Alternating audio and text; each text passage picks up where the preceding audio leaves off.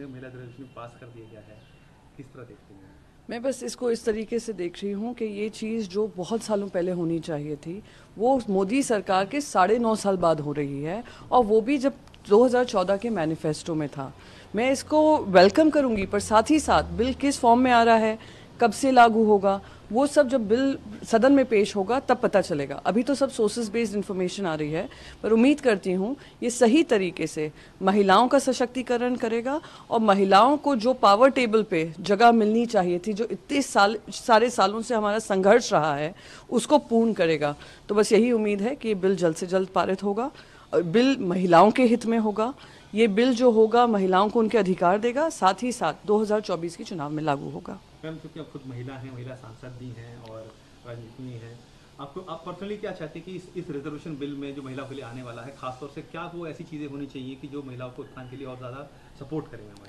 देखिए, सबसे पहले मैं ये कहूँगी, एक महिला होने के नाते हमने जो अपनी जर्नी की है बगैर रिजर्वेशन के की है, लड़ाई लड़कर की है, इतनी जो दिक्कतें आती हैं महिलाओं को, विद स्पेशली सबसे ज़्यादा जो बड़ी दिक्कत आती है, जो कैरेक्टर असैसिनेशन होता है, जो स्लैंडर होता है, उस तरीके की जो मानसिकता है, मैं उम्मीद करती हूँ ज़्यादा महिलाएं आने के बाद ये ऐसी मानसिकता को ख़त्म करेगा।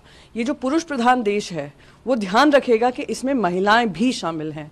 तो मेरा तो बस मानना ये है, ये बिल जल्द से जल्द लागू हो, 2024 के चुनाव में लागू हो, 2024 में 33% महिलाएं चुनकर आएँ और देश में भागीदारी लें, देश की प्रगति में, उन्नति में और देश की दशा और दिशा दिखाने में ज़्यादा से ज़्यादा महिलाएं भागीदारी लें। आज देश की महिलाएं हर क्षेत्र में परचम लहराई हैं, चाहे वो देश के राष्ट्रपति हों या किसी अन्य अहदे पर हों।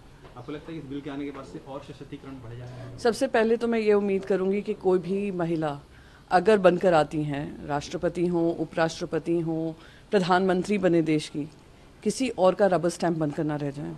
अपना खुद का विवेक लगाएं, अपने खुद के विवेक से देश को आगे बढ़ाएं।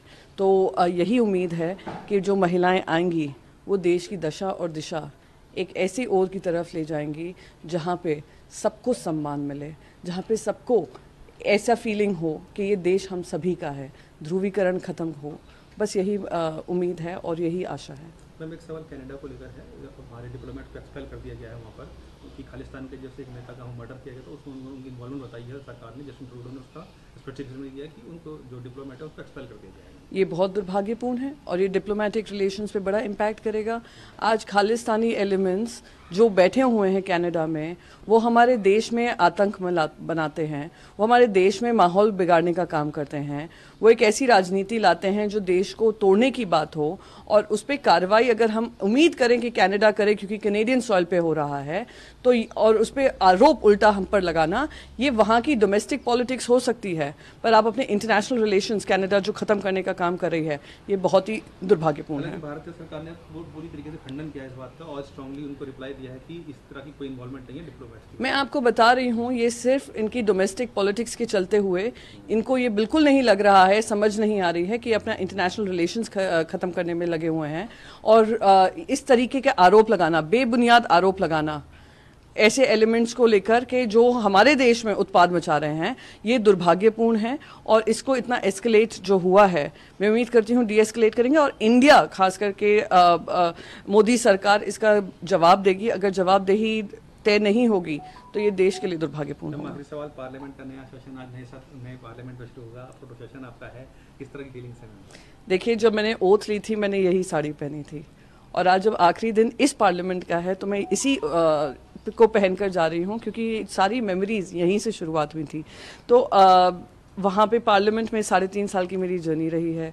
3.5 साल में हमने डिस्ट्रप्शंस देखे, हमने प्रोटेस्ट देखे, हमने देखा किस तरीके से हमारी आवाज़ बंद करने का काम हुआ, हमने देखा कैसे हमारे माइक्स म्यूट हो जाते हैं, फिर भी हम डटे रहे, फिर भी हम लड़ाई लड़ते रहे। मैंने कल फ्लोर ऑफ द हाउस पे भी कहा कि इस 3.5 साल की जर्नी में 75 साल की जर्नी है, जिसमें से 3.5 साल में मैं रही हूँ, उसमें मैंने महात्मा गांधी जी की प्रतिमा के सामने भी पूरा एक सेशन बिताया है, सेंट्रल हॉल में दोस्तियाँ बनाई हैं।